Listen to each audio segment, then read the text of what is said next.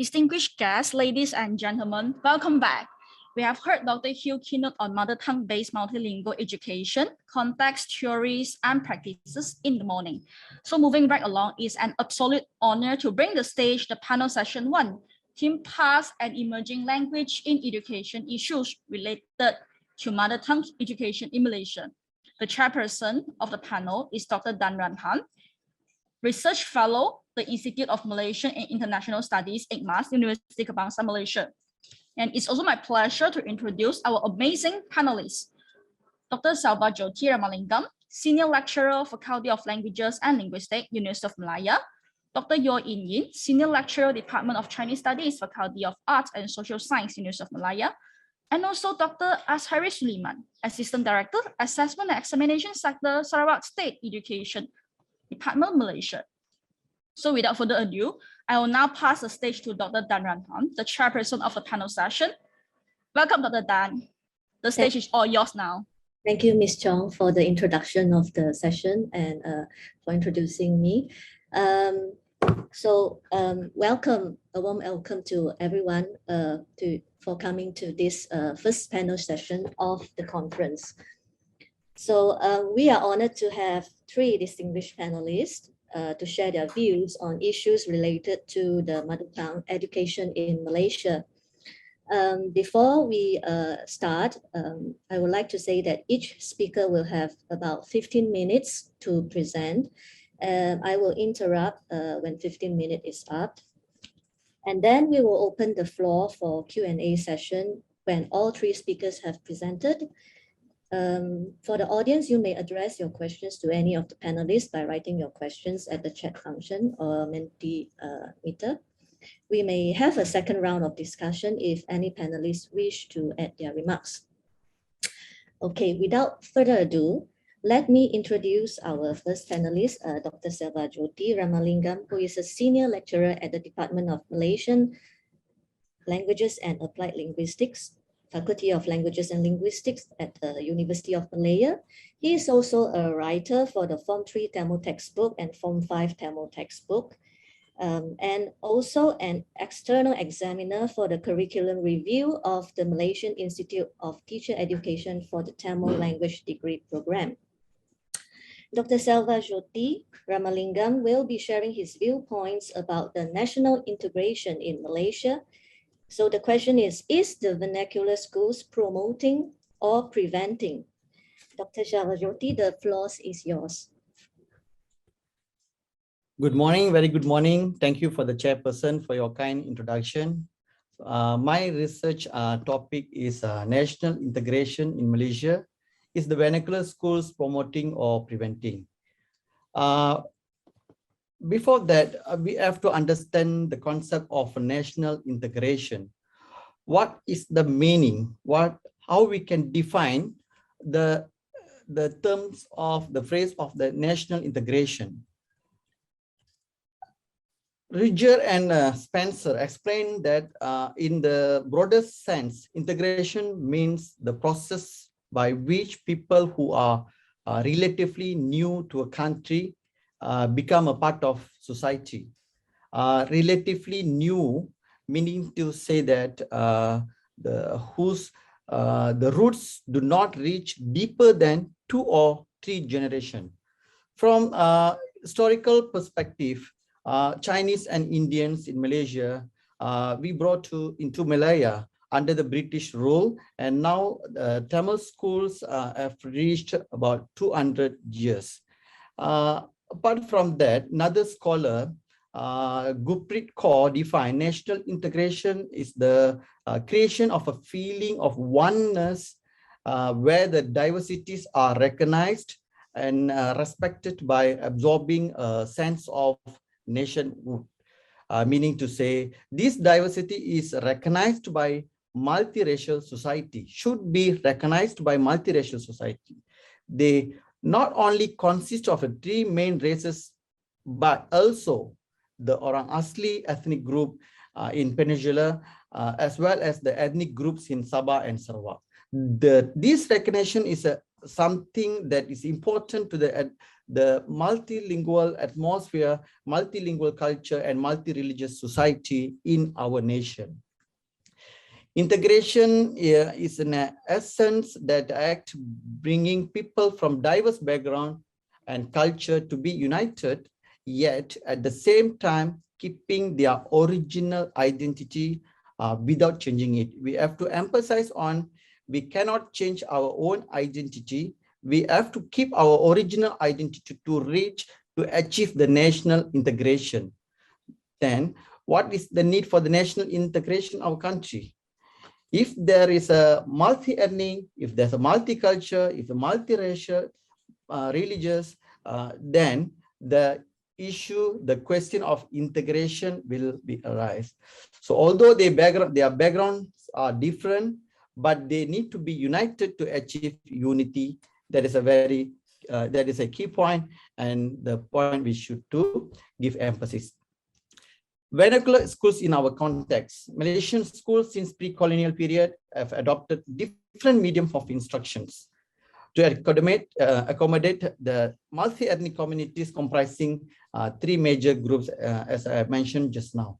Hence, the Malaysian education system today is made up of three different medium of instruction at the primary level based on the platform of multilingualism with equal treatment for the three major ethnic groups in our country. Now I'll move on to national type of schools by my main focus in national type Tamil schools. In Bahasa, we call Sekolah Jenis Kebangsaan Tamil. Although the formal teaching of Tamil language started in 1816 at Plang Preschool, now although that 1816 it was started, but now we almost reach 525 schools all over the nation. More national type schools were set up in the early part of 20th century, and there were significant increase in the number of Tamil schools in Malaysia after 1930s, after the Second World War. Then challenges. What are the actual challenges threatening the national integration? From the government perspective, there are 6 elements encountered by the scholars. The first, differences in religion and culture. The second is divide and rule by British those days. Different education system and use of medium of instruction in schools. Involvement of academic sector-based ethnic groups. Different geographical placements and political parties-based ethnic groups are the major threat to the national integration. But our key point is different education system and use of medium of instruction in schools. That means the use of language to be taught the subjects except Bahasa Melayu and English language. Now the issues. These vernacular schools should be revisited, should be revised upon, and also need to be changed to enhance the national integration. Okay, these are the 2 different scenarios proposed and highlighted by some scholars. The first is national schools using one language, Bahasa Melayu, also the national language is able to create unity. Then other major languages like Mandarin and Tamil will be neglected. This is one scenario. Another scenario is vernacular schools and Chinese independent schools. BM is another mandatory subject in schools. Teaching in mother tongue leads to better and productive learning. There are the 2 scenarios which highlighted by some scholars to enhance national integration. What are the challenges? What are the impact of vernacular schools from their perspective. My objective of this study is to reveal how vernacular schools can strengthen national integration. Because of time constraint, I quickly will go to the major findings. What are the findings I got through my interview, which I conducted focus group interview to get the data for this study. These 12 respondents from public university lecturer, IPG lecturers, secondary school teachers, and primary school teachers. So what is their perspective towards the national integration based on vernacular schools? The first one is vernacular schools close the gap of socioeconomy. As UNESCO's report, Global Education Monitoring Report, saying that 40% of the global population does not access education in language they understand. That means they cannot understand the contents of the subjects they learn in their schools, lead to failure of 40% of the among the students. Then in this case, what will happen in our country, especially to the Tamil school students? Now, the current passing rate until 2019 is about 65 to 70% only. This is based on the UPSR result. In this case, what will happen if they study in a language they don't understand? So sorry, it will be, Dr. Selvajothi, may I know if you have any slides to share? yes, now I'm sorry, 1 minute. Can you see the slides now? We are not able to see it yet. Since my first slide? No. Oh, sorry.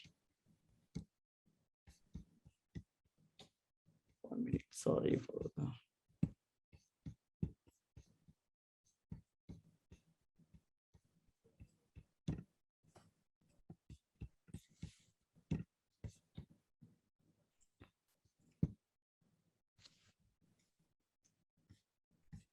Okay.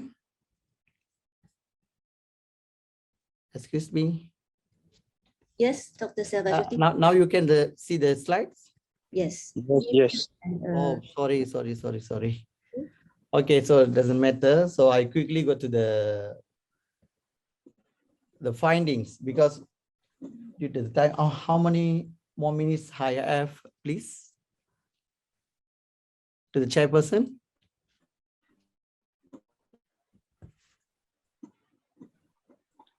Dr. Selvajothi, you still Okay, have. I can continue, right?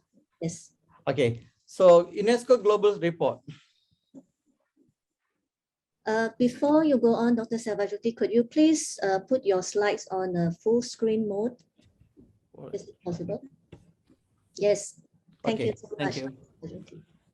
Okay, about the vernacular schools. Okay, my major findings from my study, the vernacular school can close the gap of socio-economy, because the UNESCO Global Education Monitoring Report says that 40% of the global population does not access education in language they understand. So this policy paper said that if you don't understand, how you can learn? How can you learn? So in Malaysian context, especially among the Tamil school students, our passing rate 65 to 70%. This is based on UPSR result. In this case, what will happen if they study in their language they do not understand? So this sure will affect their accession of the education or education achievements. So primary education is a fundamental for the child, for the children to acquire the secondary or tertiary level of education, and leads to success in their career building and real life context. If the gap cannot be closed, that means that the differences will be occurred. It will divide the races in Malaysian context. This is because if the academic disparity gap is large, then the unity will be affected. So this is supported by the findings by Dewey.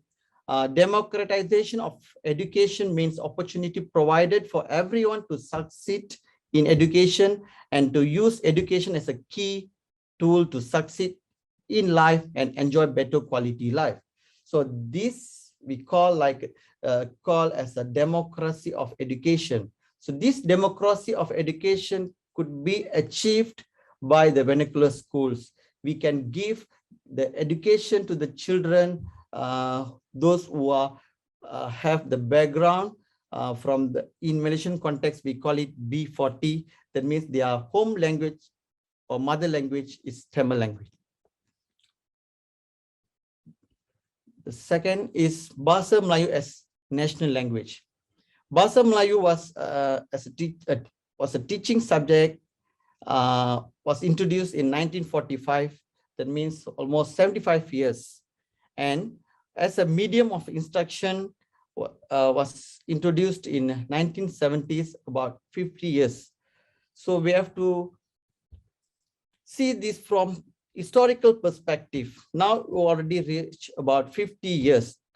Bahasa Melayu as a official language and medium of instruction.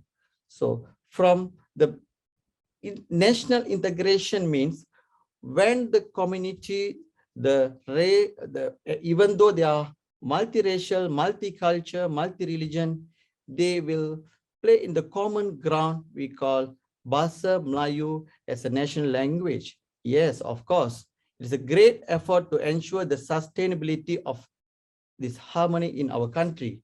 The students from Tamil schools, their acceptance of this Malay language as official language, inculcating national pride and identity. Reports also says that about 90% of the Malaysian can speak fluently Bahasa Melayu or national language. So this is show the good example of achievement of vernacular schools. And then the second thing is teaching of history subject in mother language. History is one of the subjects that can instill patriotic spirit among the students. When students study history in their mother language, then they can better understand its essence and its content.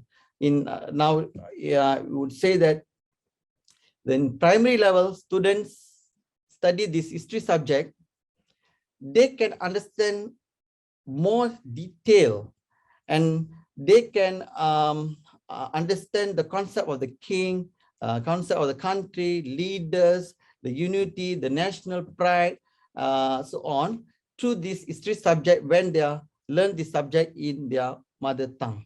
So through this history subject, this concept of unity can be cultivated among the students. So it can be said that national integration can be fostered through history subject taught in their own mother tongue. So now I go to the national curriculum. So when we're talking about the vernacular schools not contain any curriculum per se. Actually, the vernacular school under the national curriculum. So achieving this patriotism requires that every child understand the country's history and shares common aspiration for the future. Establishing true national identity also requires a strong sense of inclusiveness. This inclusiveness is part of national identity. So these are the key element in our national curriculum. So this national curriculum is a model of the national type of school. That means there's no any separate curriculum for the vernacular school. In this case, we follow the national curriculum. When we follow the national curriculum, the unity, the essence of the inclusiveness need to be emphasized among the students. This is another main key point. And The identity of the minority in terms of their mother tongue is very much dependent or rooted in medium of instruction in the vernacular school, we understand. But although certain subjects that create cultural awareness, such as literature, history, and moral, are embedded in this vernacular stream. That means each and every subjects those are children learn in primary level, especially in Tamil schools, even though in moral or in history or Tamil subject, the element of national unity, element of the national integration embedded in the textbook, in the teaching system. So survival of the minority culture and identity has been exactly placed on the role of vernacular school to impart cultural education and identity of our nation. So infuse multicultural elements in textbooks in all subjects, especially history and moral education, would create or it would enhance the national integration. Textbook has been speculated to be a influential learning material. It is used as a primary source of teaching and learning materials in Tamil schools. These are the major teaching aid. So it contains so many elements or essence of national unity and national integration. And then I come to my conclusion. So vernacular schools in Malaysia have a long history, as we understood. Unity was the main pillar of the achieving the independence of Malaya or Malaysia now. Although differences in terms of culture, language, and religion, we can foster unity as proof our country is still harmonious countries. So we are the 29th rank out of 160 countries in Global Peace Index. That shows that even though vernacular schools are still taking place, we could enhance, we could remain our national integration and national unity. That's all. Thank you. Thank you, Dr. Selvajothi Ramalingam, for that, for your insightful perspectives, especially regarding national and vernacular curriculum, as well as inclusivity and national identity. So now I would like to give the floor to our second panelist, Dr. Yeoh Yin. Her topic concerns the non-Chinese students in Chinese primary schools. Dr. Yeoh Yin is also a senior lecturer from the Department of Chinese Studies, Faculty of Arts and Social Sciences, University of Malaya. Dr. Yeoh will be sharing findings from a research conducted on Chinese primary schools in the capital city of Kuala Lumpur and other states like Selangor and Negeri Sembilan. Dr. Yeoh, please. Yeah, thank you, Dr. Tan. Can you hear me? Is it okay? Yes, we can hear Okay, you. thank you. Okay, thank you, Dr. Tan, and good morning to all. Today, I would like to present my my research titled Non-Chinese Students in Chinese Primary Schools. But I have to apologize because there's actually a slightly changes on my presentation today compared to the abstract that I given. So, okay, so this is the outline of my presentation, the introduction, learning process, and difficulties of non-Chinese student in primary school, Chinese primary school, teaching difficulties of teachers, the mother tongue education and children cognitive development, and lastly, the conclusion. So first is the introduction. So the medium of instruction in Malaysia's Chinese primary schools is actually Chinese language, or we know it called Mandarin. And the teaching and learning process is all carried out in first language teaching method. So the target candidates for the primary school students enrollment are mainly Chinese who have already acquired Chinese language as their first language. But we can see here, it has been actually a very long time since non-Chinese students, they started studying in Chinese primary school. So this paper is based on my interview outcomes with the 10 Chinese primary schools teachers together with the existing research outcomes.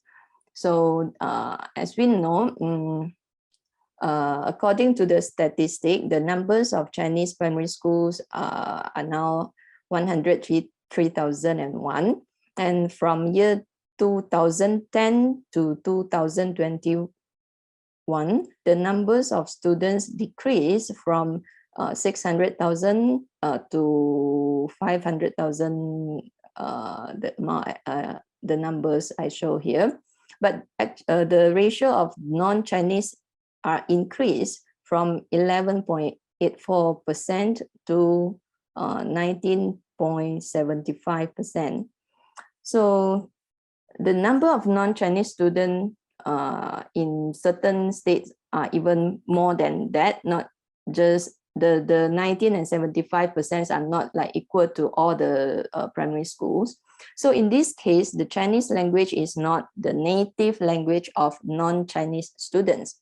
The main medium of instruction in Chinese primary schools is their second or even third language. So not only do they face difficulties in learning Chinese, but it's also a huge challenge for them to learn the different subjects in Chinese. So this paper, I would like to discuss the learning conditions of non-Chinese students in Chinese primary schools in the aspects of the total numbers of students and the ratio of non-Chinese students. And we will also explain its impacts on teachers' teaching process and students' learning process from the perspective of native language learning, means here mother tongue education and children cognitive development. So the first things that need to be understood are the reasons non-Chinese students, why they are studying in Chinese primary schools. There are already many studies on this topic during the early days of discussion about this topic. So the main reasons include to master another language, which means the Chinese language, and become more competitive in the future, be able to learn together with other races. Chinese primary schools, they are acknowledged to the style, the management, and another reason is school is near to their home or maybe working place and others. So it is actually usually the parents' decision for these non-Chinese students to study in Chinese primary schools. But the reasons behind this decision will affect the learning process of them. The first two reasons above are more positive. Parents are also more like purposeful for their children studying. So in this case, parents will arrange maybe for their children to learn Chinese language in advance before enroll to the school or sending them to tuition classes, maybe help or supervise their children during the learning process. But most of the non-Chinese students, they will face language and learning difficulties when they enroll to the Chinese primary schools. It can be divided into internal factors and external factors. Internal factors include unclear learning goals and enthusiastic learning attitudes, lack of interest in learning, poor reading and writing skills, etc. So external factors are mainly limited exposure to Chinese language, lack of the Chinese language elements in the teaching environment. First language teaching was used by teachers, so they can't understand it. Lack of Chinese language and environment in their families. However, not all non-Chinese students in Chinese primary schools have all these problems.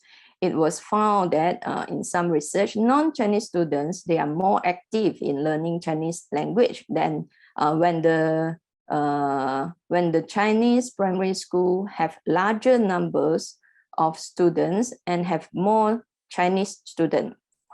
So although the number of non-Chinese students is quite a lot, but they still not account for the majority.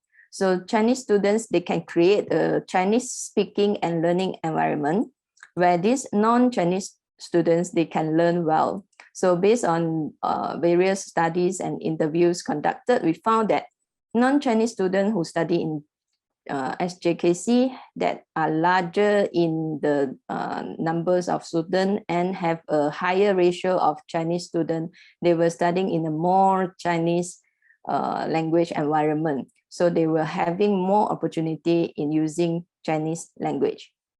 So next, we move to the teaching difficulties faced by the teachers. So according to our interviews, teachers are also facing some difficulties when they are teaching non-Chinese. The general difficulties include slow teaching progress, increased teaching burden, large gap between both students in the Chinese language proficiency, and lack of the interest in learning Chinese, negative influence of non-Chinese students to Chinese students, and more difficult for non-Chinese students to grasp the requirement of the KSSR curriculum. So in order to solve these problems, teachers will usually take different methods according to students' condition. For example, they were offering additional tutoring class or tuition class for non-Chinese, adding Han Pinyin, or we call Chinese phonetics, to comparative more simpler Chinese reading articles. Some will also stimulate student interest in learning Chinese language. They will incorporate games in their teaching, teach some Chinese songs to create the Chinese environment. Hello. Yes, sorry. Any things? Or I just continue? Dr. Yeoh, you may continue. Okay. In terms of the pedagogy, translation method is mostly being used. Some Chinese primary school that they have preschool education will also provide the opportunity for them to learn Chinese language in advance. So establishing a language foundation before they enroll to the school. So teacher will also try to create the Chinese speaking environment by allow the to let them immerse in the Chinese speaking atmosphere as much as possible. But although it was found that like just now we said, the teaching difficulties seems like quite same, but actually there are still some difference here. So just now we mentioned the solutions actually have to carry out according to the different condition. For example, the teacher, I just call it teacher A, who has both Chinese and non-Chinese in the class. She pointed out that the learning progress of Chinese students will slow down if the teachers need to consider non-Chinese students' learning condition. But if the non-Chinese student could not keep up, then the teacher follows the learning. If the teacher follow the learning process of Chinese students, then these non-Chinese will not follow. So another case is the teacher B, who has all non-Chinese in the class. So he said that in order to let the student understand the content, he have to use the translation method most of the time. So translation method is considered by many teachers in the view to be the most direct and fastest way. But they also said that the students will rely on the teacher's translation and will be less driven in learning Chinese language. So in teacher C's case, there's only few non-Chinese in the class. So if there's providing tutor classes or exercise after class, then will be sufficient. Another way is to arrange the Chinese student with good results to sit maybe beside, then using the peer learning method for them to learn. So they not only can communicate with the student, they can also seek help from the Chinese students, so they won't feel shy to ask questions and can reduce their stress in learning. So the teacher this case is from under-enrolled Chinese primary school, the SKM. She said that the Chinese students are the minority in the school, and the school is actually located in a rural area. So the results were not ideal. Even the students have enrolled in preschool for one year to 2 years. This was mainly due to the non-Chinese students, they having zero foundation and have no interest with Chinese language. So the teachers can only translate, and this require a long time for them to master some keywords. So to sum up the situation above, it was found that the differences of the total numbers of students and the ratio of non-Chinese students will affect the teaching and learning process of both teachers and students. But this, of course, we still need further studies and a larger amount of survey data to confirm the relationship between these two factors. So now we move to the impacts of mother tongue education and children's cognitive development in non-Chinese students when they are learning Chinese language. Whether it is the learning difficulties or the difficulties faced by teachers in teaching, the root cause is actually the language. So non-Chinese students, they have poor Chinese language proficiency and they face difficulties when learning. And all other subjects are used Chinese language. So as a result, their grades are not good and they are not be able to like have the foundation. Then when they further the study, it affects their subsequent learning. So the ultimate learning outcome is even worse. So teaching in mother tongue can have a more significant learning effect. But the mother tongue of these non-Chinese students is usually not Chinese language. But the medium of instruction in Chinese primary school is Chinese language. So in this case, if the Chinese student and non-Chinese student are mixed, Chinese student usually they have basic in Chinese communication skills, and teachers will also teach teach Chinese as in the first language method. But for the non-Chinese, Chinese is not their native language or not their first language. If they enter the school without any Chinese language foundation, the same teaching method will be quite difficult for them. So like we see the UNESCO GEM report also have a paper published, say, if you don't understand, how can you learn? We all know that. So there's an like inevitable contradiction between the mother tongue learning and Chinese primary school. They emphasize on using Chinese language as the medium of instruction.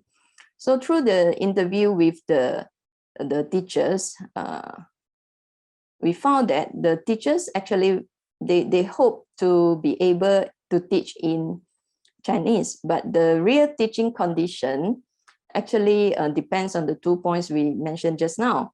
If the number of students larger, the ratio of non-student is small, teachers can still use Chinese language as the main medium. Even if non-Chinese student, they need to use, we have to use mother tongue, they have to use Chinese to learn, they still can master the basic of Chinese listening and speaking skills.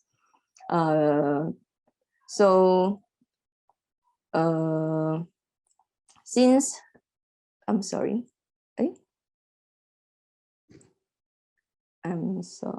okay.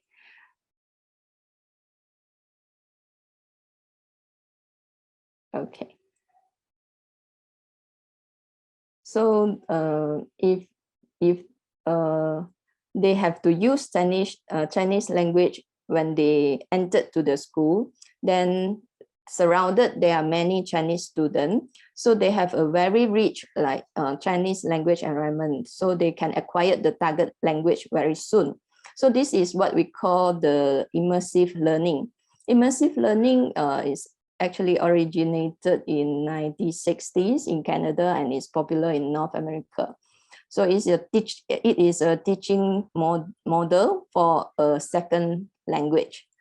But this model is quite difficult to implement in classroom if there is a large ratio of non-Chinese students, mainly because of the absence of Chinese-speaking environment. So in these classes, letting students understand through listening is the first goal of teaching. So they have to use Malay or non-Chinese language, and this frequency sometimes are quite high. So in this way, although the target language of non-Chinese students is also Chinese, the teachers' teaching audience, teaching goals, teaching methods are different from those Chinese students. So Chinese students, non-Chinese students, if they want to make their learning more effective, teachers actually should use other methods, maybe second language, when teaching. So the Krashen, the American linguist, proposed the second language acquisition theory, pointed out that language acquisition and language learning are actually two different concepts. Children can acquire the second language in more relaxed atmosphere. While learning, they take more times and efforts. So mastering the correct method will be a very important role in the, we call natural acquisition of second language. So a language, we know, is actually a very complex system full of abstract rules, and there are many exceptions sometimes for all language, I think. However, although the cognitive function of children age about 5 years old, they are actually not fully developed, and the learning other subjects like the mathematics, science, for them is quite difficult. So, but even like this, these 5 years old children, they still can master the complex language structure, and they can conduct conversations freely in their mother tongue. So the process. Sorry, yeah, the yes. time is up. Okay. Would you mind to wrap up now? Oh, of course, You sure. can come back if you have some remarks to make later. Okay, I just point out the children cognitive level development for 2 slides. So this children cognitive development theory is actually by Jean Piaget. The main is about the pre-operational stage, which the children aged 2 to 7 years old.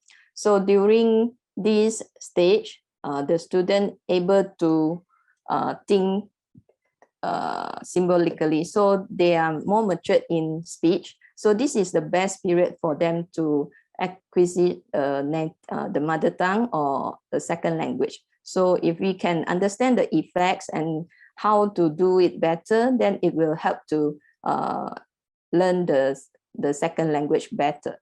And we have actually 2 more things to think about. It's can we use immersive learning? If immersive learning better or the second language teaching better? And for the teaching materials that we have now, is it okay to suit all students? So my conclusion is the numbers of non-Chinese is increasing. The total numbers and the ratio will form different environment. So this is the point we already made just now. And lastly, from the perspective of children cognitive development, blindly emphasizing the teaching of Chinese as first language and ignore various learning stage is not the line with the reality of teaching. This is also contradictory to children's cognitive development and native language education policy and mother tongue policy.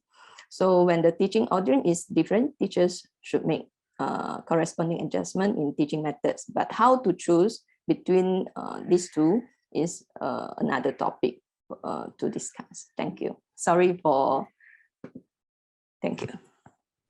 Thank you, Dr. Yeoh, for sharing your insights from this important research. And we also look forward to further studies on this very important topic that you have just mentioned also. So Dr. Yeoh has also given us 2 questions to reflect upon. Before we go on, I would also like to inform the audience that you can post your questions for the speakers on the menti.com. Otherwise, if you wish to interact with the panelists, you could also raise your hand by using the raise hand icon later. We will open the floors for question and answers and discussions after the third panelist has presented. Okay. Thank you once again, Dr. Yeoh. Now let us move on to the third panelist, Dr. Ashairi Suliman. Dr. Ashairi obtained his doctorate in Education Policy Development Cluster from UKM, Universiti Kebangsaan, Malaysia in year 2020, with a doctoral research on the Dual Language Program, in short DLP, implementation in Malaysian secondary schools. Currently, he serves as Assistant Director for the Assessment and Examination Section at the Sarawak State Education Department. The title of his presentation is DLP and the Teaching of Mathematics and Science in English, focusing on the context in Malaysia. Dr. Ashairi, the floor is yours.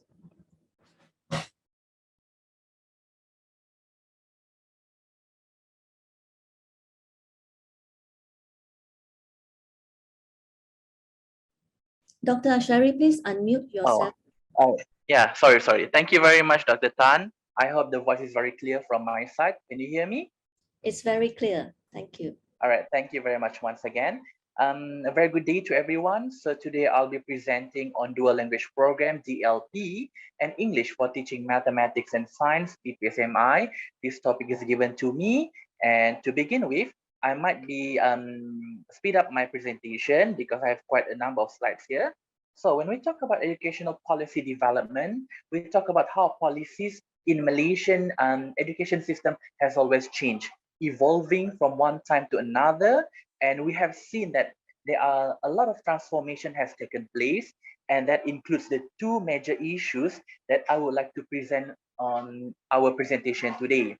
For example, here we talk about how Malaysia has long adapted the top-down approach in its educational reform. And this has actually led to an array of issues and inconsistency in the implementation. That is why we talk about how from PPSMI, it goes through, it develops into DLP. Next. Okay, to recall, my presentation today will be based on these 3 major issues. We begin with the new educational policy in 1971, followed by the PPSMI policy in 2003, and then the MBM-MBI policy in 2012. From MBM-MBI policy, we branch it into 2 major programs, which is actually DLP, Dual Language Program, and also HIP, Highly Immersive Program. And these are all related to the medium of instruction issues, whereby it is actually ubiquitous worldwide, attracting a great deal of attention in language policy and planning, as well as schooling system, and becomes a top-down phenomenon introduced by the policymakers and education managers. Next. So this is actually some of the glimpse of the past, whereby we talk about how medium of instruction, MOI, evolved from the beginning of the opening of Penang Free School in 1816 up to Dual Language Program in 2016. Next. So we begin with the PPSMI, English for Teaching Mathematics and Science, because back then we talk about how the concern of globalization. When we talk about the concern for globalization, it deals with the mastery of English language. So reformation is needed, and that is why Vision 2020 comes in, and the Ministry of Education introduced PPSMI in the year of 2003, where it obligates the teaching in English for science and mathematics subject from primary 1 up to Form 6. So the reason underlying this is very much clear. We would like to develop the English proficiency among our students, and it is actually essential for the economic and technological development. Next. The PPSMI started in the year of 2003, and it was finally fully implemented in the year of 2007. And bear in mind, there are a lot of allocation has been given to this implementation, with about 5 billion ringgit allocation for covering and encompassing all equipments, facilities that could actually cater to the needs of this policy. Next. And when we talk about PPSMI, there is a big question why English is actually used as the medium of instruction in disseminating information, knowledge, and sharing for science and mathematics subjects. So these are some of the quotation that I wish to share, but I'll just take one. For example, the one from Imran Ho and Muhammad Yahya. Using English in science and technology would enhance and facilitate the acquisition and access to science and technology more rapidly. And we cannot deny the fact that when we're talking about technology-driven, language is the key to obtain the technology. Next.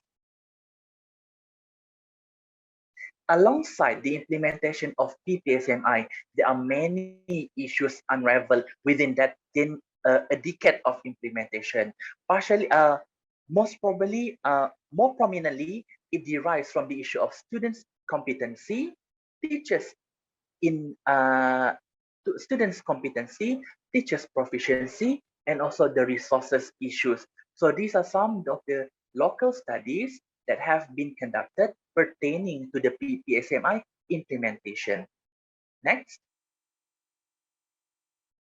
And more importantly, according to Mohandas, in 2015, Malays were apprehensive that this PPSM policy change would diminish the status of the Malay as the language of education in the nation. Because ever since 1970s, when new education policy was commenced, every subject was taught in the national schools. Every subject would be taught in the Malay language. And besides, we talk about how PPSMI policy is seen as a decade of failure from various angles at the macro, meso, and micro levels of context. And in 2014, when PPSMI was finally abolished, we move on to a new policy, 2012 MBI policy, in order to, as a soft landing to the PPSMI policy. Next. Under MBI policy, we have one program which is very much resembling the PPSMI policy, named Dual Language Program, whereby quoting from Ministry of Education Malaysia, recognizing all educational parties concerned in identifying radical plan to expedite students' English mastery, DLP comes in implementation.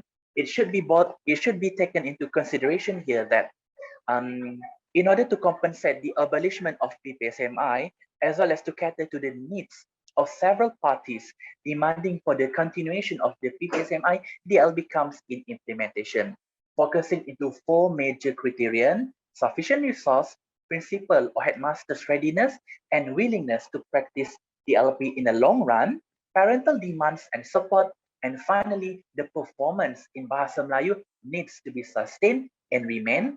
Then only the LP can commence. Next. So the LP began in 2016 with 300 pioneer schools served as a voluntary basis. One major difference between PPSMI and the LP is that the LP works on a voluntary basis. If you fulfill the criterion outline, you can participate in the program, whereby PPSMI, it is more on the obligatory basis. Everyone, every school, every student will be involved with the policy. And on top of that, we also believe that dual language program is actually focusing on the use of English language as the medium of instruction in the teaching of science, mathematics, reka bentuk technology, and asas science computer. Next. The following slide discusses the objectives, the three main objectives of introducing DLP. We talk about how getting students to compete globally in the market, in the global arena, assisting and capturing the students' interest in the STEM field, and finally, to increase students' contact hours, which will actually help to develop their language repertoire, focusing on the English language. Next. But one thing that we need to remember, although DLP is a common practice in the global scene, but the implementation in Malaysian education system is rather different. Why is that so? In the global arena, DLP allows for two languages to be used simultaneously in the teaching and learning process, whereby in Malaysia, we allow only one language to be used in that particular lesson, or maybe in that particular class, while the other classes will remain in the national language. Next. Again, we talk about why English again. According to British Council, Dearden in 2014 believed that English as a medium of instruction is inevitable and becoming a global phenomenon due to its adaptation by all levels of school around the world. So with that, we cannot we have to understand that English is a global language. It is actually adapted as a medium of instruction in many parts of the world. Next.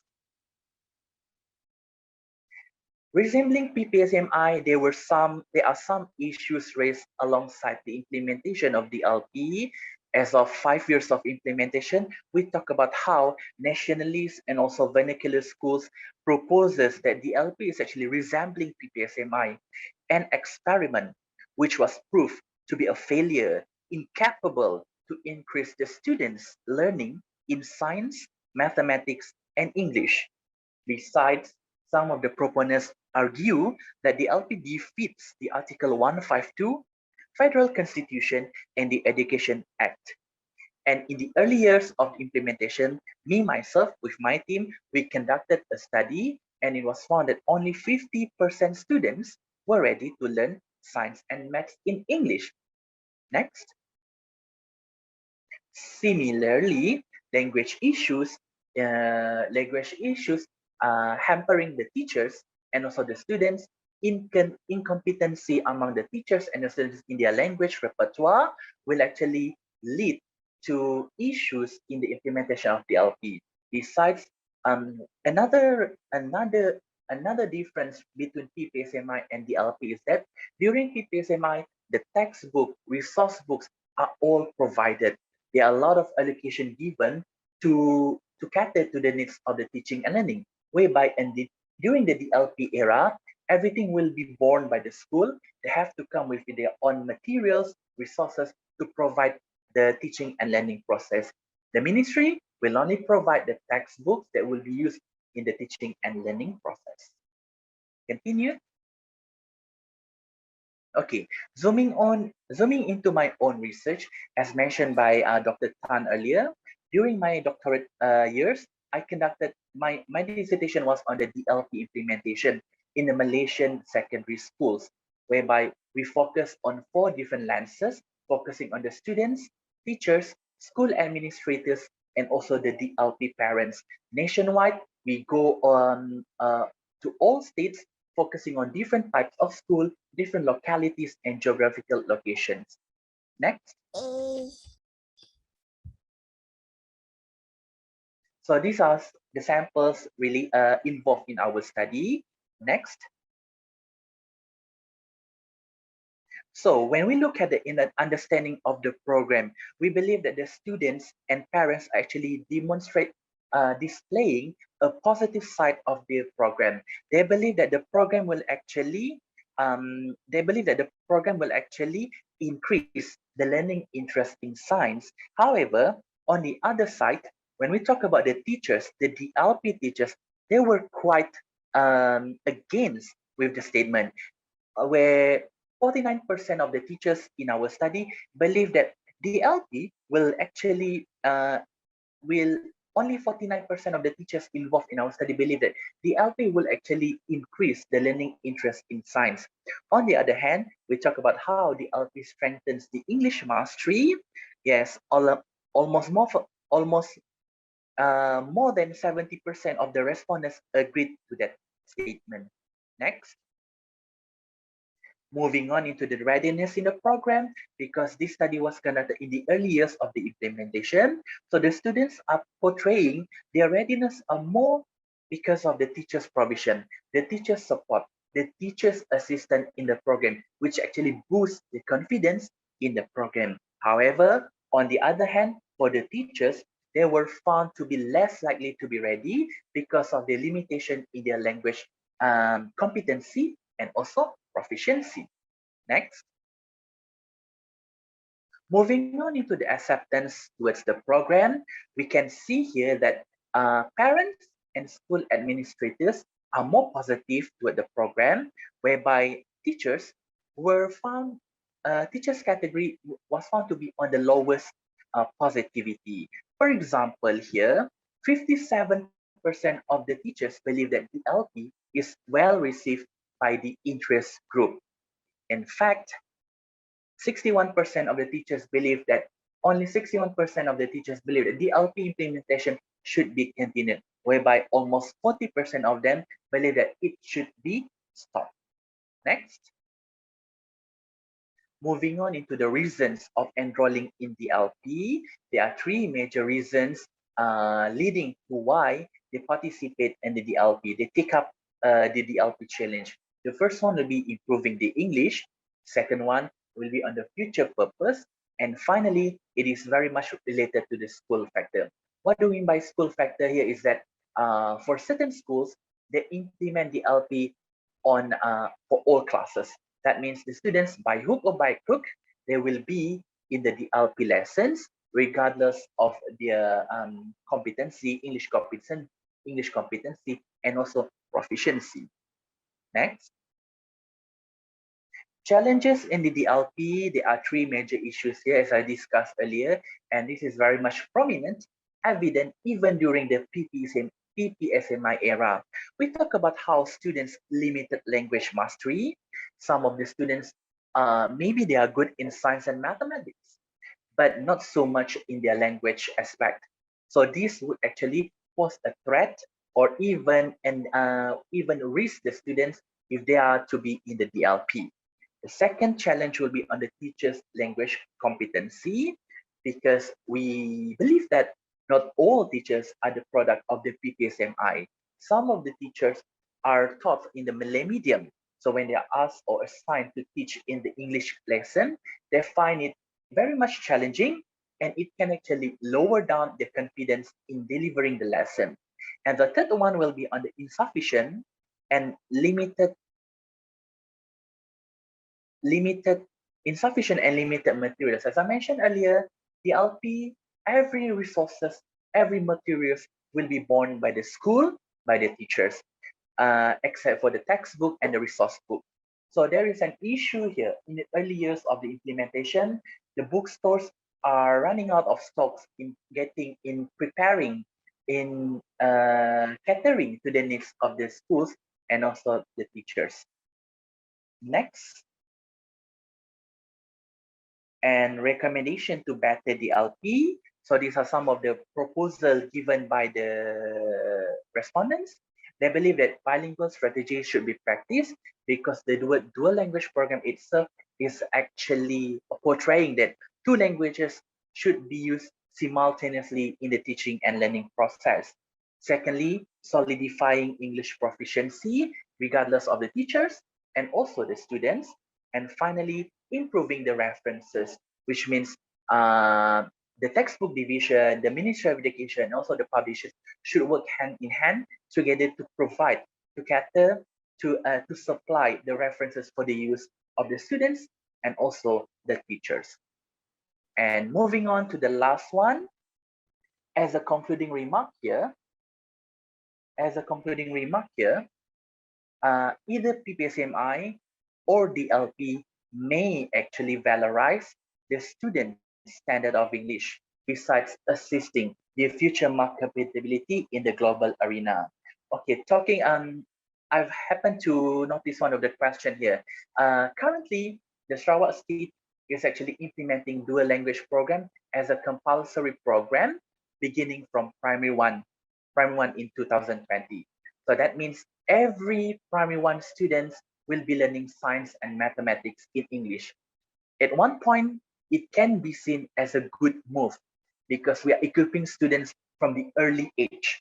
So on top of that, I believe this move is actually, this may be fruitful as long as the other aspects of the implementation is taken care and is well taken. For example, the resources, the support for the teachers, continuous professional development for the teachers to actually help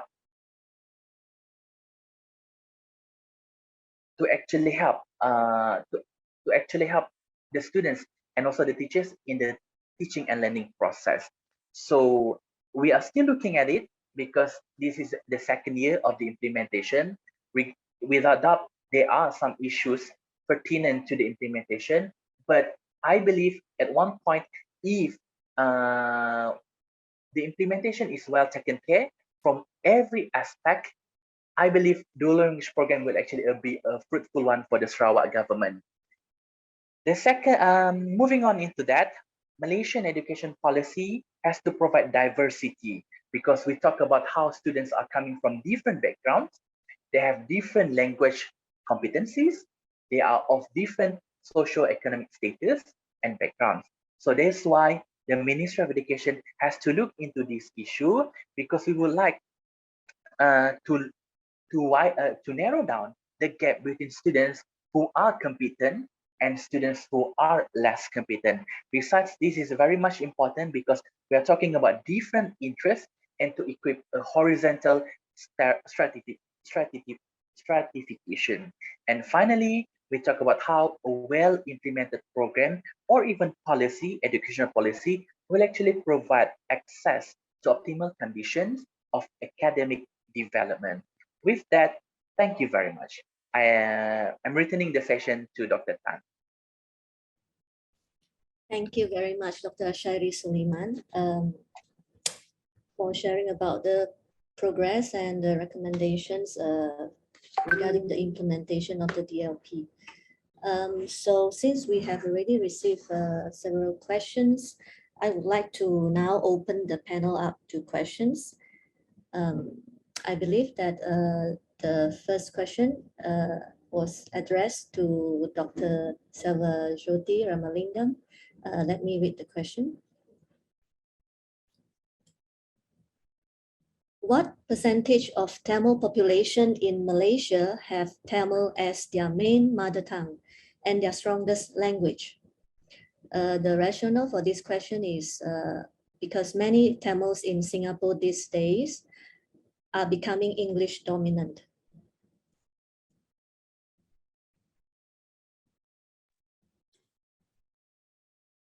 Okay, thank you for the questions. Actually, the Tamil population in Malaysia, actually Indians, about 7% in Malaysia. Out of Indians, about 85% are Tamil speaking. That means Tamil is their mother tongue. And about the population in vernacular schools, about 52% of the Indian students are studying now in Tamil schools, and then 48% are in national schools and national type Chinese schools at the moment. So I think I answered that question. Thank you, Dr. Selvajothi. Let me proceed to the next question. So this question is about Chinese education in Malaysia. Does it mean Mandarin education? What is the role of other Chinese languages such as Hokkien, Cantonese, Teochew, Hakka, etc. today in the Malaysian society or Malaysian education system? Dr. Yeoh? Okay, I unmute myself. I also saw there's another question also to me. Maybe I just read it out and I answer together. Okay, the next question is Mandarin Chinese really the mother tongue or home language of Malaysian Chinese children. Okay, so I answered just now the first question. Yeah, for the moment, Chinese education in Malaysia, we are using Mandarin as the medium. So of course, it's not really the mother tongue of all Malaysian Chinese children. Just like me, my mother tongue is not Mandarin, and I think many of us still aware of what happened in the past, where the students were punished when they speaking other than Mandarin. But we know there are similarities in the language system between Mandarin and other Chinese language. So maybe, I'm not sure, but maybe when learning the Mandarin is easier for Chinese students compared to non-Chinese. So the role of other Chinese languages like the Hakka, Hokkien, Cantonese, according to quite a number of research carried out on other Chinese language use, we found that these Hokkien, Cantonese, Hakka fall back to the family language, and there are now even fewer and fewer young people who can master it. So this is my answer to these two questions. Thanks, Dr. Tan. Thank you, Dr. Yeoh. Okay, the next questions, I think it's open to all panelists. It seems like the translation method is used in many situations. Could a panelist or others with expertise, like Dr. Kathleen, comment on whether the translation method is effective?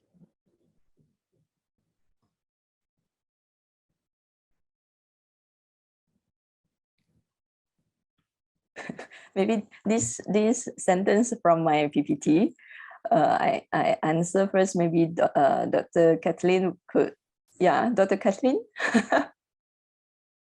Hello, can you hear me? Yes.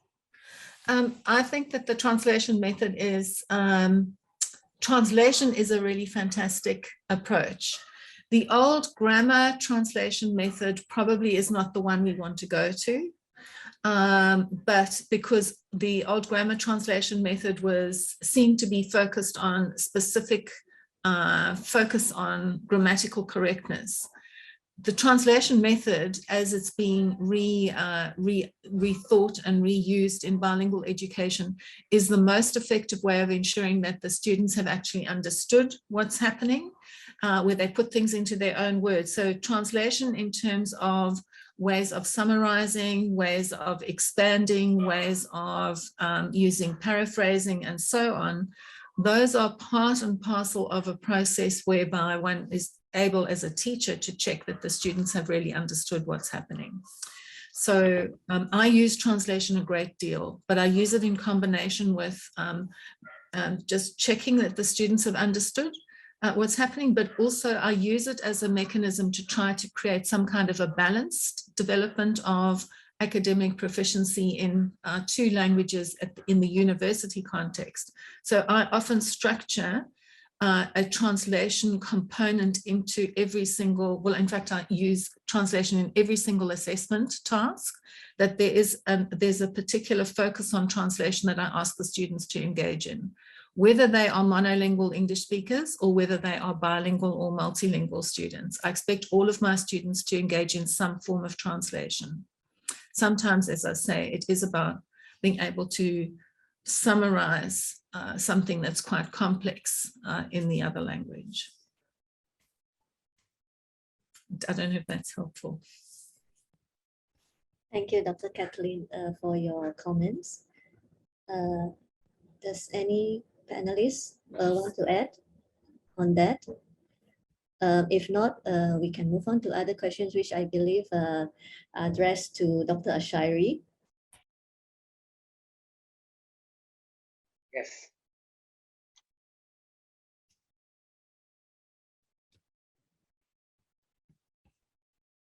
Dr. Ashairi, what is your opinion on the implementation of DLP Sarawak starting last year? Is the state is about to repeat the failure of PPSMI? There are also two more questions addressed to you.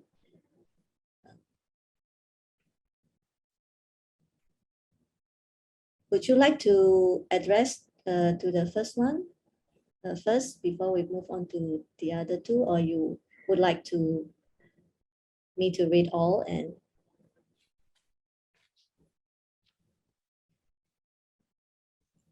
the other question will be, beside stakeholders' attitudes, is there evidence from testing to see if students in DLP are learning as much science and math as students in non-dual schools?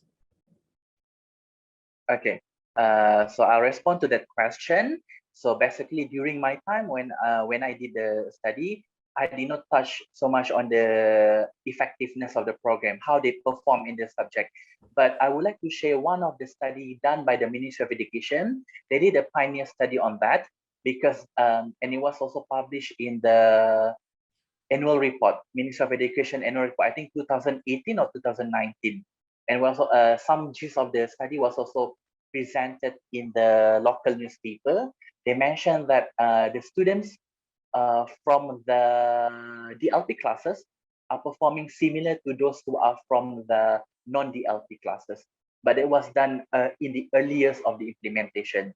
So in my own dissertation, I recommended for future research to cover that part because we want to know how effective DLP can be, whether it really helps students to strive better, not only in their language, but also on their science and mathematics aspect. So maybe in future, we will see some researchers look into that part. But as of me, I did not do much testing on that, but I did ask the respondents in my study, how do they, I asked the teachers, how do they view their students' performance when they join the DLP program? But it is sad to know that the teachers claim that the students were not progressing much ever since they joined the DLP program. That's what my finding from my research. It was mere on the statement rather than on exact testing. Okay, thank you, Dr. Ashairi, for those clarifications.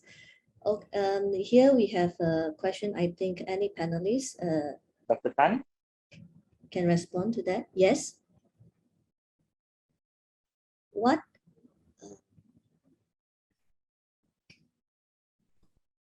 Okay, Malaysia is a signatory of the Convention Child's Rights, which includes being educated in an environment that respects his or her language. How is this applied for children who speak indigenous languages? I think I can answer the question about the child right to acquire their education in primary level. Actually, our government give the opportunity to learn their primary education in their mother tongue, especially for the indigenous people. Now we have Semai language being taught in primary level.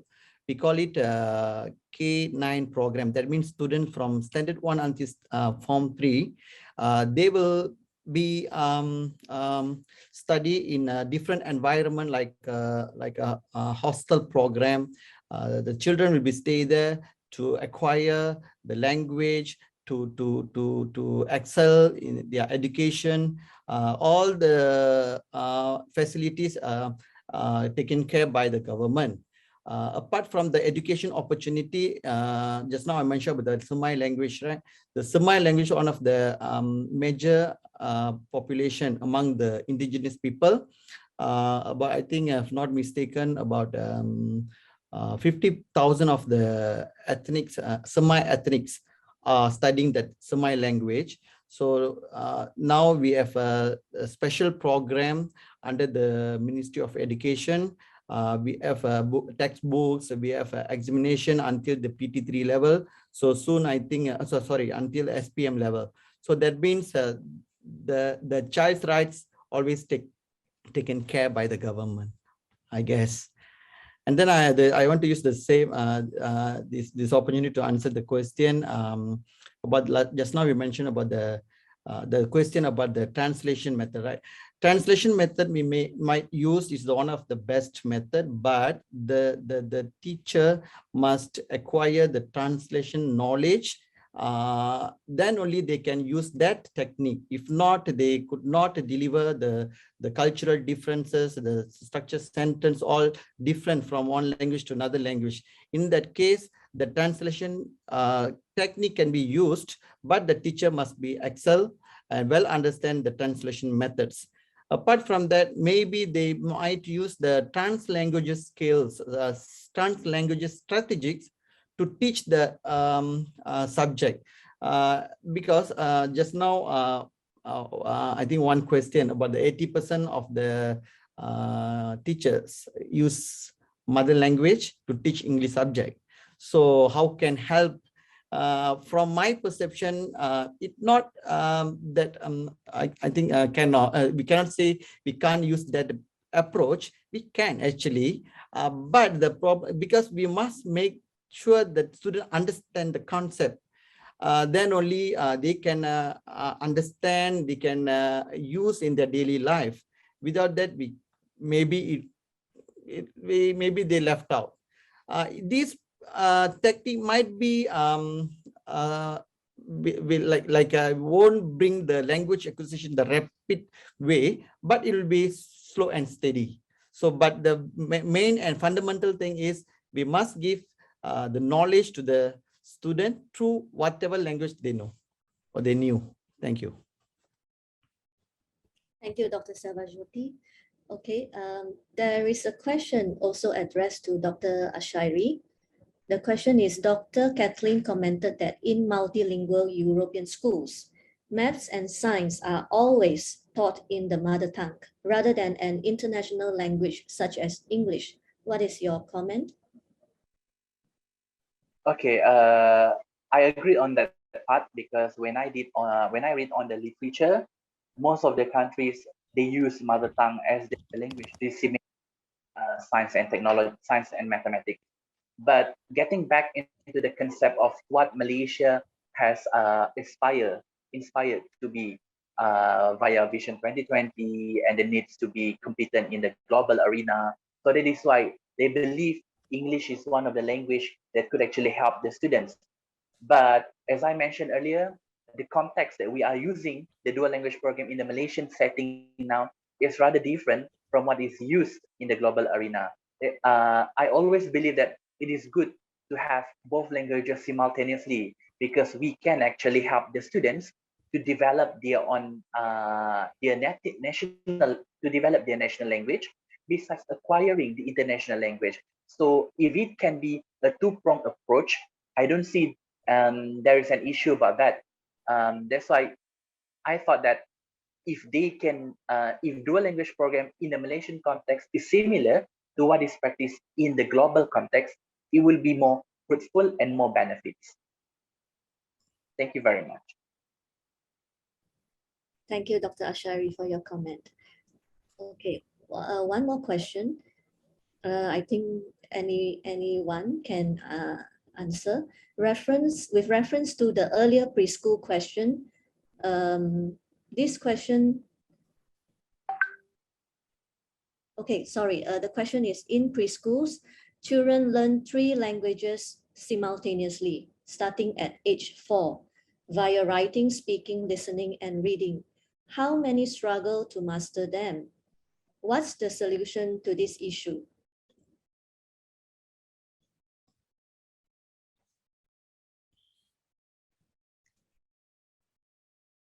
Actually, I would say that this age period, as if we refer to the scholars like Chomsky, they actually proposed some models, and some models like language acquisition device. Language acquisition device like as a critical period from year 4 until year 13. So in that particular period, so student can learn as many as languages they can excel in that particular area, particular language. So I think from my perspective and from past studies, I would say that that it's not that struggle to learn 3 or 4 languages. Like in Sarawak context, I think people are easily acquired 5 or 6 languages and some dialects as well. So I think it's not a big issue here. Maybe if I can add up a little bit, I agree with Dr. Selvajothi. It is not so much on the struggle, but in fact, it can be seen as a struggle at the beginning process. But the later part of when the individual could actually develop their linguistic repertoire, it will help him or her in various ways and means. So it can be struggle in the beginning, but not it will be something beneficial in the future. Thank you, Dr. Selvajothi and Dr. Ashairi. Since we only have 3 minutes left, I would like to ask if any one of the panelists have any final remarks to make.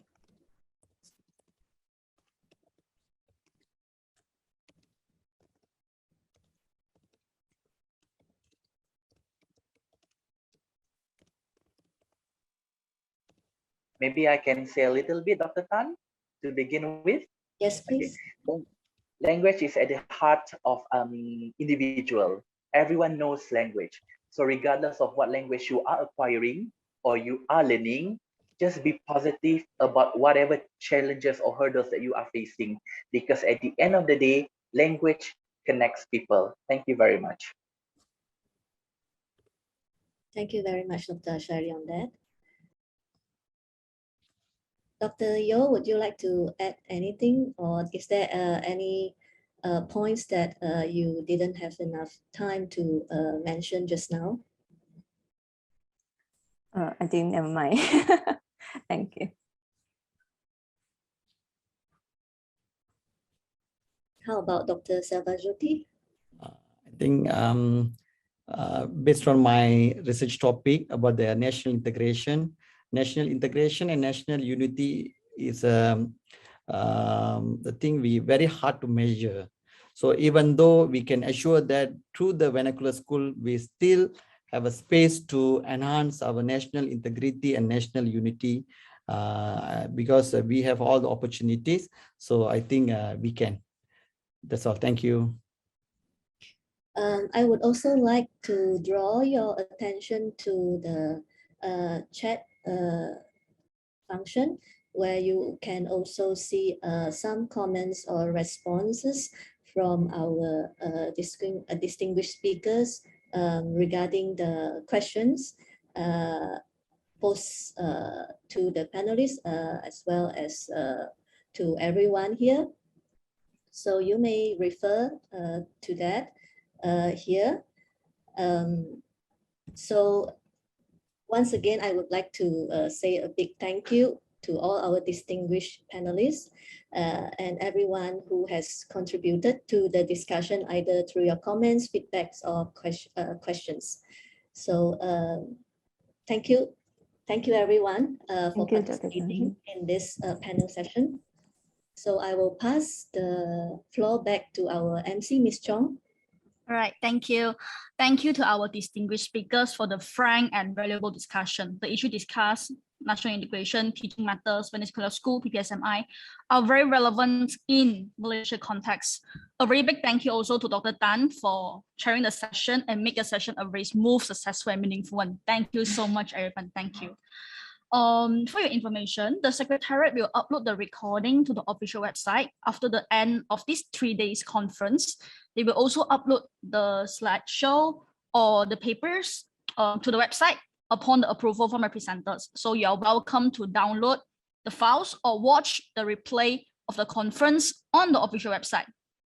Well, distinguished guests, ladies and gentlemen, that wraps up our first day of International Conference on Mother Tongue-Based Multilingual Education 2021. On behalf of Dong Zong, ke arah baru, and IBBN. Thank you all for making time in your busy schedule to join us here this morning. So our conference is adjourned to 9 a.m. tomorrow, which we will have Dr. Joseph Loh Bianco, Professor of Language and Literacy Education, Melbourne Graduate School of Education, University of Melbourne, to give his keynote address on language policy and social cooperation in multi-ethnic countries, the case of Southeast Asia. All right, thank you. See you, and we look forward to see you tomorrow. Thank you so much.